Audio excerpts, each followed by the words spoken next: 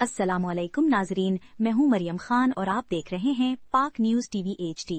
خبر شامل کرتے ہیں رحیم یار خان سے ہمارے نمائندے محمد احمد کی رپورٹ کے مطابق رحیم یار خان میں مبینہ زیادتی کا شکار ہونے والی لڑکی نے وزیر اعلیٰ پنجاب مریم نواز سے انصاف کی اپیل کر دی۔ زیادتی کا مقدمہ درج نہ ہونے پر احتجاجاً اونچی پانی کی ٹنکی پر چڑھنے والی لڑکی کو ریسکیو اور پولیس اہلکاروں نے ٹنکی سے اتارا، جس کے بعد متاثرہ لڑکی نے میڈیا سے گفتگو کی۔ متاثرہ لڑکی نے مریم نواز کو مخاطب کرتے ہوئے کہا کہ مریم نواز کہتی ہیں کہ میں عورتوں کی ریڈ لائن ہوں، میرے ساتھ زیادتی ہوئی ہے، میں انصاف کے لیے 4 مہینوں سے ذلیل ہو رہی ہوں، مجھے انصاف نہیں ملا، مجھے انصاف کہاں سے ملے گا؟ متاثرہ لڑکی نے DPO پر الزام عائد کرتے ہوئے کہا کہ شہباز نامی بااثر ملزم کے خلاف DPO مقدمہ درج ہونے نہیں دے رہا، وہ اس ملزم کا ساتھ دے رہا ہے۔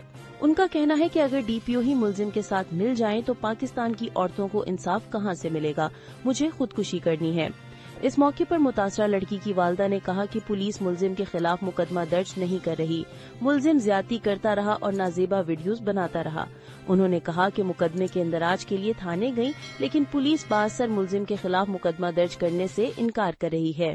اب تک کے لیے اتنا ہی۔ مزید خبروں کے لیے دیکھتے رہیں پاک نیوز ٹی وی HD۔